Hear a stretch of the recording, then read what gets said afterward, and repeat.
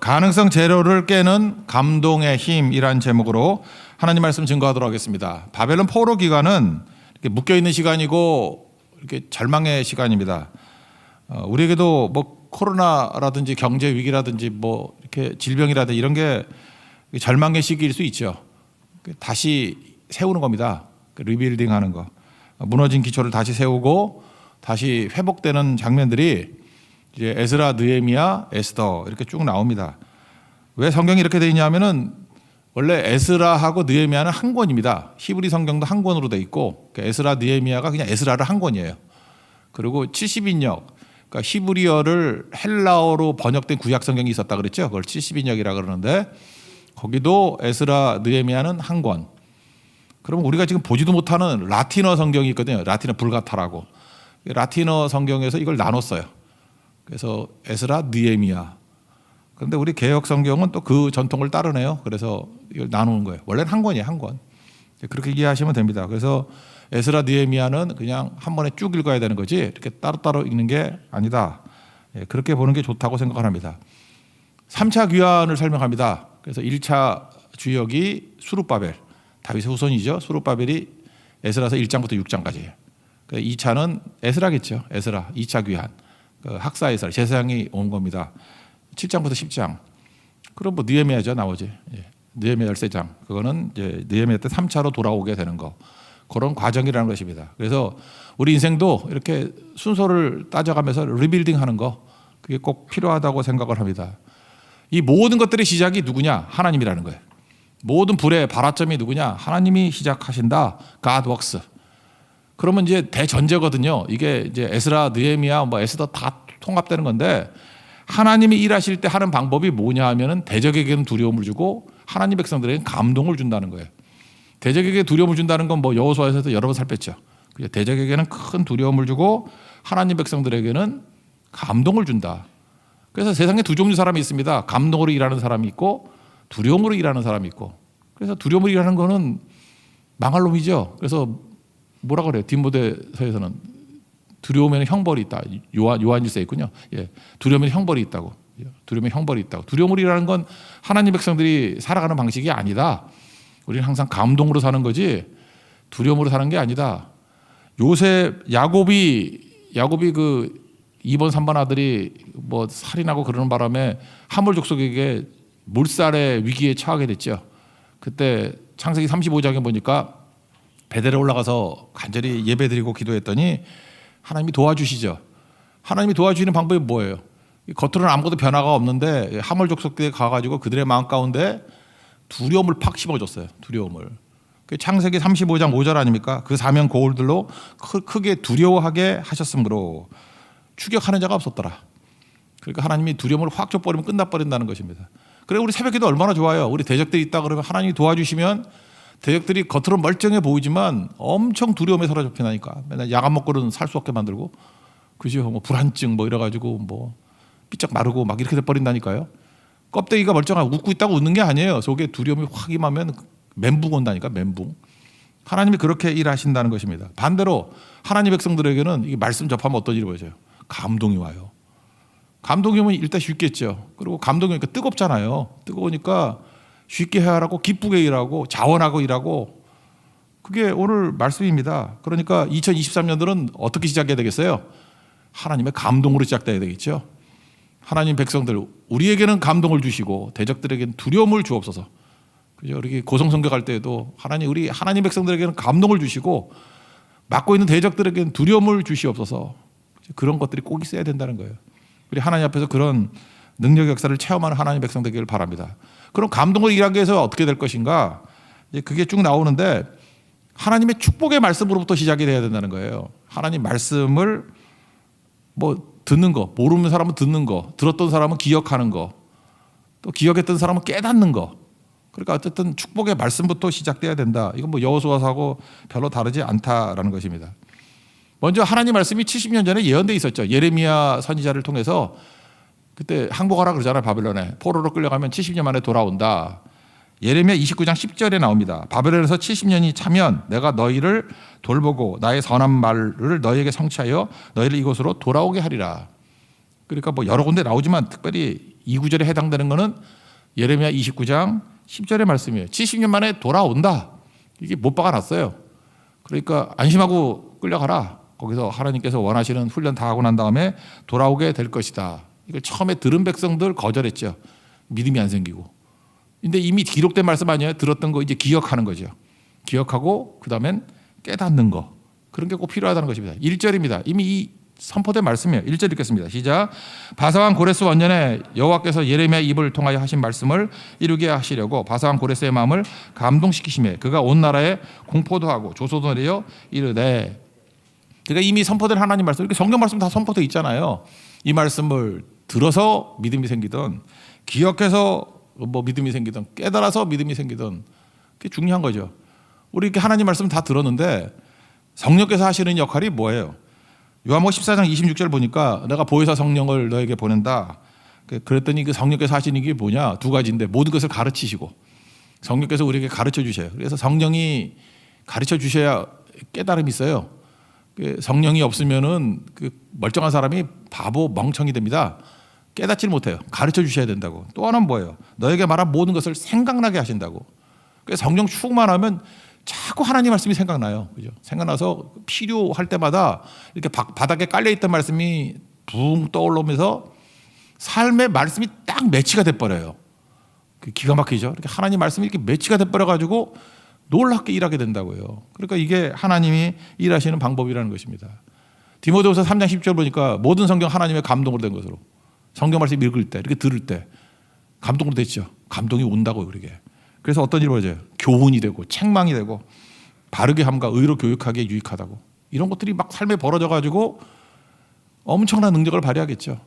그러니까 하나님 말씀을 듣든지 기억하든지 깨닫든지 이건 뭐 초신자부터 기신자까지 상황에 따라 달라요. 근데 하나님 말씀이 축복의 말씀이 먼저 임하면서 새롭게 시작이 된다는 것입니다. 그럼 말씀이 임하면 그 다음에 어떤 일이 벌어져요? 기도가 쉬워져요. 우리가 기도할 때 두 종류 기도가 있거든요. 자기가 원하는 거 이렇게 욕심 갖고 기도하는 게 있어. 이걸 뭐 기복 기도라 그럴 수 있나 뭐. 되게 초신자 땐 그렇겠죠. 말씀이 별로 없으니까 뭐 자기가 원하는 거 기도 막 하겠지. 그래도 가끔 들어도 줘요. 근데 들어줘봐야 유익이 안 되는 것들이 많잖아요. 계속 그런 기도는 응답돼봐야 나를 강화시키는 거야. 자아를 강화시키는 거니까 크게 보면 유익이 안 돼요. 근데 하나님 말씀이 충만해지면 이렇게 말씀을 듣고 기억하고 깨달으면 기도가 되게 쉬워져. 왜 쉬워지냐면 그냥 들은 말씀 가지고 기도해요. 그러니까 말씀이 장작이 되고 기도가 불을 붙이는 거예요. 그러니까 말씀이 실현되겠죠. 그래서 하나님 말씀을 듣고 끝나는 경우는 없습니다. 말씀이 선포되면 반드시 기도가 벌어져. 그래서 막 뜨겁게 기도한다고요. 그래서 말씀과 기도 이게 같이 간다라는 것입니다. 그러니까 욕심을 놓고 기도하는 게 아니라 말씀을 놓고 기도하더라. 그러니까 뜨거워지는 거죠. 70년 전에 예레미야 선지자한테 이렇게 예언했던 거 이거 다 알잖아요. 근데 이렇게 읽다가 깨닫게 됐어. 기도했단 말이 어디 나오냐면 다니엘서 같은 데 나오거든요. 다니엘서 9장 1절 2절 쭉 나오는데 특별히 2절 읽어드릴게요. 다니엘이 책을 통해 여호와께서 말씀으로 선지자 예레미야에게 알려주신 그 연수를 깨달았다. 곧 예루살렘의 황폐함이 70년 만에 그치리라. 70년 만에 그치리라 하는 말씀을 깨달았답니다. 읽고 깨달았대요. 그러니까 그때 이렇게 예레미야 서신이 있었는가 보죠. 성경이. 그래서 그걸 안 읽다가 읽고 깨달았대요. 똑같은 거죠. 듣고 깨달은 거나 읽고 깨달은 거나 뭐 기억하고 깨달은 거나 깨닫게 됐죠. 그 다음에 이 다니엘이 했던 일이 뭐예요? 9장 3절부터 죽어라 기도하죠. 내가 금식하며 베옷을 입고 죄를 덮어쓰고 하나님께 기도하고 간구하기를 결심하니 막 기도하고 십자가에 나가면은 뭐 요즘에 맨날 뭐 그런 거 하다 다니엘 기도해 세일의 기도해 뭐 21일 동안 뭐 엄청 기도하는 거 9장의 기도 10장의 기도 그냥 이 약속의 말씀 하나 붙들고 그러니까 기도해 그 말씀 붙들었다라는 건 딱 한 절이야. 그죠? 다니엘서 9장 2절 그리고 9장 전체 10장 전체가 기도 이렇게 된다고요. 그러니까 뭐 결국은 놀라운 일이 벌어져. 이런 기도 때문에 이렇게 귀환이 이루어졌겠죠. 많은 백성들의 기도가 있었다라는 것입니다. 그리고 여러분들이 나는 그 정도 이해가 안 돼. 이렇게 말씀 안 읽고 말씀 안 듣고 기도한다 그러면 도대체 뭘 기도하지? 그래서 맨날 뭐 이렇게 찬양 집회 뭐 이렇게 기도원 뭐 이런 데 가서 하는 거 보면 말씀도 없어. 그리고 맨날 그냥 뭐 기도만 죽어라 한데 뭘 놓고 기도해요? 들은 말씀이 있거나 기억된 말씀이 있거나 깨달은 말씀이 있어요. 말씀 붙들고 기도해야지 그게 기도죠. 그죠? 그래야 말씀이 실현되잖아. 실현. 성취되잖아요. 그러니까 아무거나 놓고 기도하는 게 아니라 말씀 놓고 기도해야 된다고. 그러니까 성도들에게 기도가 터져나오게 만들려고 그러면 말씀이 충만하게 돼야 된다라는 것입니다. 그러니까 말씀 충만하니까 기도하게 되는 거죠. 우리 성도들 보면 그래 뭐 기도 이렇게 말려도 막 기도해요. 내가 요즘에 이렇게 이제 목사인데 좀 이렇게 말리는 경우가 많아. 어떤 성도는 너무 멀리서 와. 제가 왜 미안하지? 그렇게 오면 그렇게 너무 멀리서 새벽기도 오면 안 되는데 어딘데 거기서 와? 2시간씩 차 몰고 오면은 왕복 4시간 아니에요? 아니, 하루 4시간을 그거 좀 이상하지 않아요? 그래서 그러지 말라고 하기도 뭐하고 하여튼 그래요. 또 어떤 선은 뭐 허구한 날 밥 먹듯이 금식을 해. 금식해서 제가 요즘엔 권면하는 게 뭐냐면 제발 금식 좀 하지 말라고. 그 맨날 금식에 뭐 심심하면 100일, 뭐 심심하면 뭐 200일 살도 안 빠지면서 하여튼 계속 그렇게 금식 기도해요. 그죠? 금식 기도한다고. 그 왜 그러냐? 말씀이 들어가니까 이거 견딜 수가 없는 거예요. 불이 붙으니까 막 기도하는 거죠. 그런 거죠. 여러분 우리 크리스찬들이 세상과 다르게 산다는 걸 뭐라 그래요? 그걸 거룩이라 그랬죠. 구별되게 산다. 뭐가 달라? 근데 뭐로 달라지죠? 디모데 전서 4장 5절 보니까 말씀과 기도로 거룩하여지니라. 그러니까 사람이 내가 좀 튀고 싶어, 다르고 싶어. 우리 튄다르기보다 이렇게 다르게 사는 거거든요. 뻔하게 살지 않고 다르게 사는 거. 다르게 사는 게 이거잖아. 말씀과 기도로 거룩해진다고. 말씀에서 다르고 기도에서 다른 거예요. 그러니까 말씀이 선포되고 그거 붙들고 기도하는 게 다르게 사는 거지 딴 걸로 다르게 사는 게 아니다. 그런 뜻이라는 것입니다. 그러니까 하나님의 감동, 두려움이 아니라 감동으로 사는 하나님 백성들은 어디서부터 시작돼요? 말씀에서부터, 축복의 말씀에서부터 시작이 되고 그 말씀을 붙들고 다니엘과 같이 뜨겁게 기도함으로 말미암아 하나님이 예언된 말씀이 성취되죠. 70년 만에 돌아오리라. 말씀이 있는데 이게 성취가 되기 이전엔 반드시 기도하는 사람들이 벌떼같이 달라붙어요. 그래서 그걸 놓고 막 기도를 해. 그래서 좀 감 잡은 사람은요, 이미 선포된 하나님 말씀이 있어요. 이미 우리에게 전해진 성경 말씀이 있잖아요. 근데 어느 순간이니까 그 말씀 붙들고 막 벌떼같이 기도해. 여러분 지금 오래 좀 사신 분들은 아시겠지만 그런 거 모르세요? 한국교회 어느 순간인가 성경 말씀이 다 있는 건데 선교 그러면서 선교를 놓고 전 교회가 진짜 벌떼같이 기도할 때가 있었어요. 그때 우리 한국 선교사 파송 2위 되고 엄청난 선교 역사가 있었어요. 그 다음에 또 예배가 죽었거든. 맨날 모여서 뭐 GBS니 뭐 PBS니 이런 거 하다가 예배는 무시해버리고 이상한 분위기가 있었어요. 근데 갑자기 모든 성도들이 하나님께서 예배하는 짓 찾는다. 이게 뭐 성경에 없다. 다 있잖아요. 요한복음 4장에 있는데 그거 붙들고 목사님들은 설교하고 성도들은 기도하고 그죠? 뭐 목사님들은 설교하고 찬양 사역자들은 그런 걸로 찬양 만들고 참 묘해요. 그냥 하나 말씀을 놓고 뭐 벌떼같이 그거 갖고 기도하기 시작하더라고. 막 기도하니까 이루어지죠. 이제 감 잡으셨어요? 하나님 말씀이 어느 순간인가 깨달아지고 기억돼요. 그리고 기도하는 백성들이 막 모여들기 시작해. 아하, 이제 성취의 때가 왔구나. 그렇게 보는 거예요. 그러니까 여러분들 그 주역이 되는 축복이 임하기를 기원합니다. 말씀 듣고 기도하십시오. 그럼 당장 우리에게 임하는 능력의 역사가 나타나게 된다는 것입니다. 그래서 2절부터 11절까지는 뭐냐 하면 하나님이 감동으로 일하시는 예증을 드는 거예요. 뭐 어려운 거 아니죠. 1절이 해답이에요. 그냥 하나님 말씀 붙들고 기도했더니 하나님께서 예언하신 말씀을 성취하셨다. 예증의 예증, 이렇게 일하셨다라고 하는 것들을 쭉 보게 된다는 것입니다. 첫 번째는 뭐 이거죠. 바벨론에서 돌아오게 됐다. 바벨론에서 돌아오게 되었다. 근데 이거 사실 가능성 제로죠. 바벨론이라는 제국이 얼마나 강력한 제국입니까? 그러니까 거기서 어떻게 끌려갔는데 어떻게 돌아와요? 무슨 군대도 없고 무슨 힘이 있어요? 이스라엘 백성이 뭐 반역을 한 것도 아니고 군대를 일으킨 것도 아니잖아요. 노예로 끌려갔는데 어떻게 돌아와요? 가능성 제로. 그리고 시간적으로 70년 지났죠. 70년이면 2세대 이상 지난 거 아니에요. 2세대. 70년이면은 지금 22년이니까 1952년 한국전쟁 그때예요. 여기서 일사후퇴 아세요? 뭐 흥남푸두 아세요? 흥남부두? 굳세어라 금수나 그거 아세요? 저도 몰라요. 이런 거 부를 때 아이고 우리 할아버지들 저런 거 왜 부르나 그런 거밖에 없어요. 듣긴 들었는데 아무 기억이 없어요. 내가 무슨 전쟁 기억이 있어. 여기도 지금 만약에 40년대 후반에 계신 분이라 할지라도 어렸을 때니까 기억 잘 안 날걸? 그죠? 그러니까 지금 우리 기억 다 잊어버린 세대예요. 70년이라는 게 그런 세월이라고. 근데 그때의 말씀이 지금 다음 세대가 기억을 한다고? 불가능한 얘기죠. 가능성 제로. 일단 제국이 너무 강하고 시간이 너무 오래 흘렀어. 그런데 다시 하나님께서 감동을 주시니까 움직이기 시작하더라, 그런 거죠. 일단 바벨론이 망했어요. 70년 전에.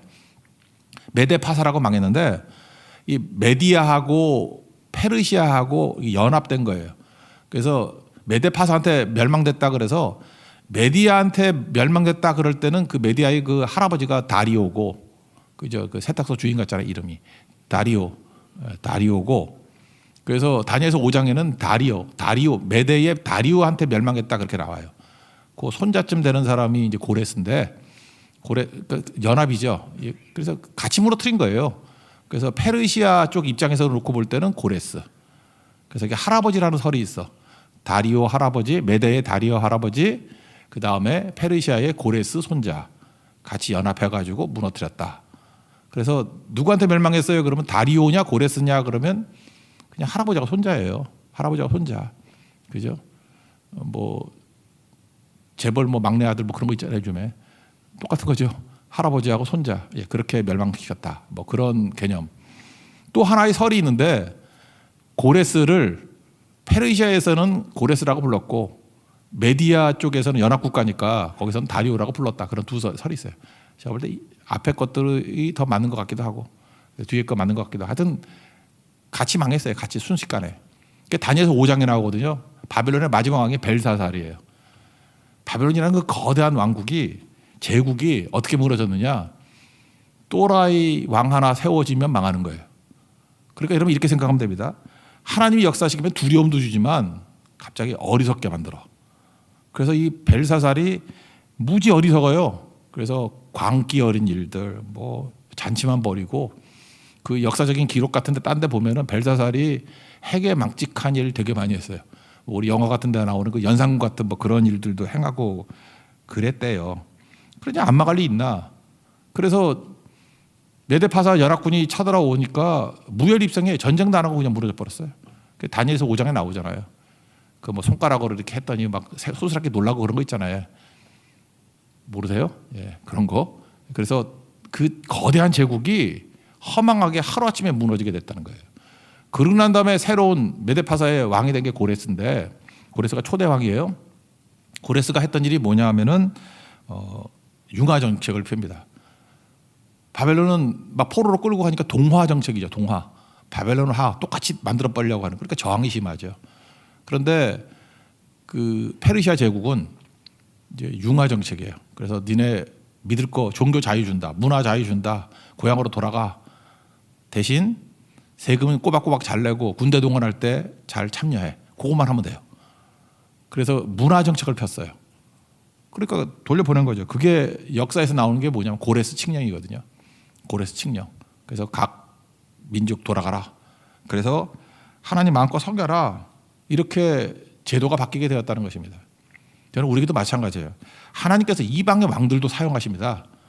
그래서 우리 예수 믿는 사람들이요, 하나님 말씀 붙들고 하나님의 감동으로 살아가다 보면 이게 어떻게 변하지? 세상에 가능성 제로같이 보이는 변화가 안 되는 것들이 있는데 일단 법이 바뀔 수 있어요.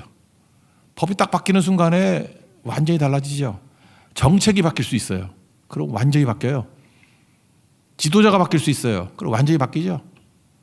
우리나라도 그러잖아요. 뭐 한 2년 전만 해도 뭐 집값 오른다, 뭐 영끌을 해서 뭐 산다, 뭐 끝이다 이러다가 지금은 또 분위기 또 바뀐 것 같네.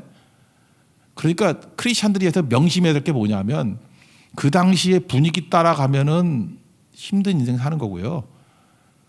환경에 너무 연연하지 말고 하나님을 믿으십시오. 그리고 하나님이 감동 주는 그 마음 가지고 순종하고 나가다 보면 그냥 다 풀려요. 그래서 일단 이렇게 생각하면 돼요. 우리 크리스찬들은 내가 원하는 목적을, 내가 원하는 욕심을 목적으로 살면 안 된다고. 그래서 예를 들어서 대학만 붙으면, 뭐 사업만 잘 되면, 직장만 들어가면, 뭐 결혼만 하면 이렇게 사는 인생들이 되게 어렵게 살아. 이런 건 부수적인 거거든요. 하나님의 사명을 위해서, 그죠? 내게 주신 사명을 위해서 부르심에 따라 감동으로 충성을 한다. 그러다 보면 이런 건 이 모든 것을 너에게 더하시리라로 끝나는 거거든요. 그래서 이런 거는 어떤 일을 하다 보면 이렇게 부수적으로 다 끝나는 일들이에요. 욕심으로 살지 마십시오. 항상 하나님의 감동으로 살면 하나님께서는 마음 먹으시면 제국도 무너뜨리시고 또 제국을 세우기도 하시고 그의 마음에 고레스에게 감동을 줘가지고 돌려보내기도 하고, 고레스가 세 가지 명령하거든. 돌아가라. 두 번째 성전 지으라. 세 번째 주변에 있는 사람들이 도와줘라. 이 고레스 칙령이에요. 이렇게 하나님께서 일하신다는 것입니다. 오늘도 기도할 때 그래요. 하나님께서 여러분들에게 이렇게 기도하고 말씀 붙들고 기도하고 나가면 하나님께서 길 열어주시기 원하면 2023년이 어떻게 되느냐, 이방인이에요. 예수 믿지도 않은 사람이 갑자기 감동받아가지고 그죠, 우리에게 풀리지 않는 문제를 풀어줘라. 그리고요, 우리가 꼭 해야 될 일들, 성전 지으라. 우리 과제들이요. 그 다음에 재료도 없잖아요. 돈도 없잖아요. 도와줄 사람 붙여줘요. 도와줘라. 이게 어떻게 되는 거예요? 우연이에요? 아니에요. 성경은 뭐라 그래요? 섭리라고. 하나님의 도우심이라고. 하나님의 일하심이라고. 여러분 2023년도에도 이런 고레스 칙령 같은 여러분 삶 속에서 모든 문제가 풀리고 하나님의 뜻이 이루어지는 우리 거룩한 하나가 되기를 축원합니다. 그게 하나님 일하시는 방법이라는 거예요. 고레스 칙령 한번 읽어봅시다. 2절부터 4절까지 내용이 고레스 칙령입니다. 시작. 바사왕 고레스는 말하노니 하늘의 하나님 여호와께서 세상 모든 나라를 내게 주셨고 나에게 명령하사 유다 예루살렘의 성전을 건축하라 하셨나니 이스라엘 하나님은 참 신이시라. 너희 중에 그의 백성들 자는 다 유다 예루살렘으로 올라가서 이스라엘의 하나님 여호와의 성전을 건축하라. 그가 예루살렘에 계신 하나님이시라. 그 남아있는 백성이 어느 곳에 머물러 살든지 그곳 사람들이 마땅히 은과 금과 그 밖의 물건과 짐승으로 도와주고 그 외에도 예루살렘에 세울 하나님의 성전을 위하여 예물을 기쁘게 드릴지니라 하였더라. 이게 감동으로 사는 사람은 이렇게 산다니까요. 축복된 말씀 붙들고 뜨겁게 기도하면 하나님께서 감동으로 일하신다는 거예요. 두려워할 자는 두려워하게 만들고 망할 자는 망하게 만들고, 그게 벨사살. 그리고 세울 자는 세워주시고 감동 주신다는 거예요. 그게 바로 뭐예요? 고레스. 이런 일이 벌어지게 된다라는 것입니다. 잠언 16장 7절 보니까 하나님 기쁘시게 하면요, 그 사람의 원수라도 더불어 화목하게 하신대요. 여러분들 하나님을 잘 섬겨보십시오. 그러면 여러분 원수들이 와서 도와준다 그래. 이게 웬일이니? 웬일은 웬일이에요. 하나님 일이지. 예, 이게 웬일이니 그러지 말라고. 하나님 일이에요. 하나님 가드웍스. 하나님이 일하시면 이런 일이 벌어지게 된다는 것입니다. 이 역사상 이런 미스터리 되게 많아요. 아까 뭐 70년 전 그랬더니 아까 한국전쟁 얘기했죠. 50년 6월 25일 이제 북한이 공격했잖아요. 남침. 근데 우리 젊은이들은 그걸 북침이라 그런다며? 북한이 침공했으니까 북침이래. 아, 참, 그거 잘 모르나? 그래서 어떤 그 학원 강사가 설명하더라고. 그 목표를 하는 것을 먼저 붙이는 거를. 그래서 예를 들는데 너무 마음에 와닿아. 이거 강사 말해도 되나? 똥침의 예를 생각해 보래. 똥침. 알겠죠? 북침이 남침이에요. 남침이라고. 남을 찌르는 거니까. 남침. 화가 났어. 내가 젊은이들에게 설명할 때 너무 필요해. 죄송합니다. 이상한 얘기를 해서. 어쨌든 그런 거예요. 그죠? 그게 70년 전 얘기라고. 근데 그때 미스터리가 있어요. 이틀 지나고 난 다음에 50년 6월 25일이니까 27일 그 유엔 안전보장 이사회 열렸습니다. 그래서 유엔군 참전한다고. 근데 거부권 있잖아요. 소련이 거부하면 참전 못 하잖아. 근데 이상해요. 소련 대표가 참석을 안 했어. 그래서 네 나라 결의하고 나머지 10나라 해서 14나라가 결의해서 유엔군 파송한 거예요. 우리나라에 유엔군 파병됐잖아요. 그죠? 웃긴 일이 벌어졌죠. 미스테리예요. 미스테리 아니죠. 하나님 막으신 거야. 뭐 여러 가지 소문이 있어요. 뭐 자동차 사고가 났니, 뭐 일부러 안 보냈니, 뭐라 그러는데 그거 알 것도 없어요. 그거 음모론이니까. 하여튼 하나님 막으셨어요. 그런 거죠. 또 하나 미스테리가 있어요. 북한군이 내려와가지고 서울에서 사흘 동안 머물러 있어서 계속 밀고 나갔으면 낙동강도 다 뚫려버렸대요. 근데 서울에서 괜히 멈춰 있어가지고 우리가 정비할 수 있었대. 왜 3일 동안 머물러 있었나? 물어볼 수도 없어. 다 죽어서. 미스테리예요. 뭘 미스테리예요. 하나님이 머무르게 하시니까 그런 거지. 이유를 모르겠어요. 갑자기 뭐 복병이 있을까 봐 두려운 마음을 주셨는지 뭐가 됐는지, 아니면 뭐 여러 설이 있어요. 스탈린이 뭐 공문을 보냈다느니 뭐 별의별 소리가 다 있는데 그거 다 모를 일이고 가드웍스 하나님이 일하신 거라고. 우리 인생 가운데 이런 거 되게 많습니다. 되게 많으니까 하나님께 맡기고 사는 거예요. 그죠? 말씀 붙들고 뜨겁게 기도하면 하나님이 두려워할 자는 두려워하게 만드시고 하나님의 백성에게 감동을 줘가지고 일하시게 되더라. 이렇게 일하는 우리 하나님의 거룩한 백성 되기를 바랍니다. 거기다가 또 하나님 백성들에게 또 감동을 줬어요. 그게 5절 6절이죠. 5절 6절 한번 읽겠습니다. 시작. 이에 유다와 베냐민 족장들과 제사장들과 레위 사람들과 그 마음이 하나님께 감동을 받고 올라가서 예루살렘에 여호와의 성전을 건축하고자 하는 자가 다 일어나니 그 사면 사람들이 옷 은그릇과 금과 물품들과 짐승과 보물로 돕고 그 외에도 예루살렘을 기쁘게 드렸더라. 감동은 어떤 일이 벌어진다고요? 기쁘게 자발적인 마음으로 헌신하게 된다는 것입니다. 그래서 여러분들 너무 억지로 하지 말라고요. 이런 걸 뭐라고 그러죠? 믿음 기도 그러잖아요. 믿음 선교. 허든 테일러, 조지 밀러 이런 사람들이 뭐 사람들한테 가가지고 뭐 하소연하고 이러지 않죠. 되게 가짜들이 오면 다 그래. 여러분 다시 한번 얘기하는데 우리가 예를 들어서 이렇게 선교 지원하고 이렇게 요청하는 것들 성도들 개개인에게 요청하는 선교사가 혹시 있다거나 그러면 그거 약간 좀 문제가 있어. 그거 교회적으로 해야 되는 거예요. 되게 그 선교 그 개인 비즈니스 같이 하는 사람들이 그따위 짓들 해. 질서 다 깨버리는 거거든. 교회가 공식적으로 우리가 충분히 돕거든요. 그래서 그런 개인적인 루트로 오는 것들은 일단 신고하세요. 그건 가짜야. 그건 좀 문제가 있는 사람들이고 그런 걸로 그냥 후원 받아가지고 이상한 짓 하는 사람들 되게 많아요. 잊지 말라고. 근데 이게 제대로 된다 그러면은 허슨 테일러 같이 이렇게 해야지. 사람에게 요청 안 해요. 오직 기도만 해. 저도 그런 것 같아요. 어떤 선교사가 엄청 기도하는가 봐. 나 별로 기억도 안 나는데 잠이 안 와. 거기 후원금 안 보내면 성경비 안 보내면 죽을 것 같아. 그래서 잘 보면 그분 기도하는 분이에요. 진짜 그래요. 근데 맨날 전화하고 뭐 보내고 이런 것들 보면 아유 내가 볼 때 다는 아니지만 상당히 가짜야. 그죠? 그러니까 여러분도 마찬가지라고요. 우리 가정예배 애들 싫어하죠. 가정예배 싫어하는 이유가 뭐예요? 가정예배 드린다 그러면서 잔소리하는 거야. 하나님 말씀 붙들고 일찍 깨라 그랬지 하나님 말씀이 뭐 이래야 돼 지겹지. 그죠? 하나님 말씀 증거할 때 그냥 말씀만 하고 제발 엄마 아버지들 잔소리 좀 하지 말아요. 잔소리 좀. 하나님 말씀만 선포하고 그 말씀 밑에 자기도 들어가야 되죠. 그게 되게 필요한 거죠. 여기 보세요. 이게 자발적인 거잖아요. 자발적인 거. 여기 가끔 뜨거운 성도들이 그래요. 목사님 저 정도 만나야 돼요. 목사님 만나서 상담만 해주면 변화가 돼요. 내가 어저께도 두 명이나 거절했어.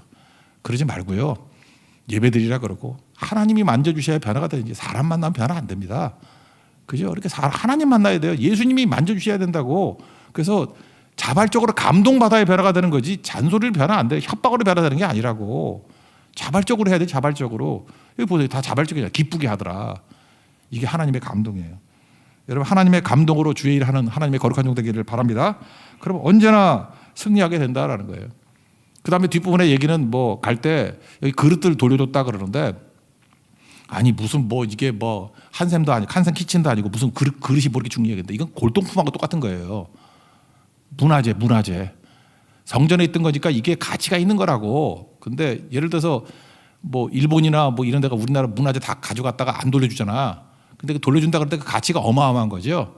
이거를 돌려주더라. 여기에 총독이라는 사람이 나오는데 총독이라는 사람이 세스바살이라고 나오는데 세스바살이 누구냐? 두 가지 설이 있어요. 수룹바벨하고 동일 인물이다. 제가 볼 때 그건 아닌 것 같고 역대상 3장 18절을 보면요. 그 수룹바벨의 아버지 이름이 부다야인데 부다야 동생이 세낫살이에요.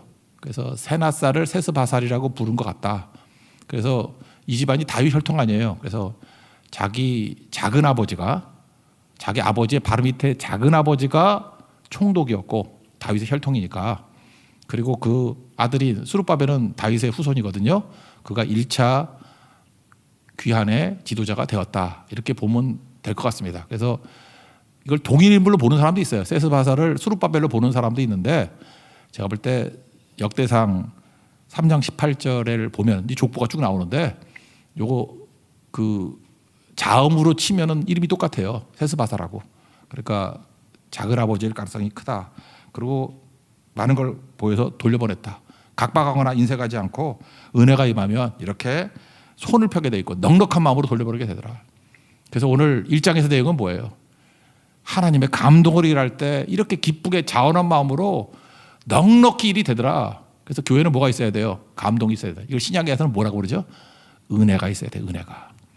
교회는 은혜가 있어야 됩니다. 하나님의 은혜가 넘쳐나면 하나님의 감동이 넘쳐나면 어려움 없이 수월하게 하나님의 모든 일을 감당할 수 있을 것입니다. 그 은혜가 넘치는 하나님의 종 되기를 축원합니다. 자리에서 일어나겠습니다. 나의 한숨을 바꾸셨네 찬양하겠습니다. 고달픈 삶에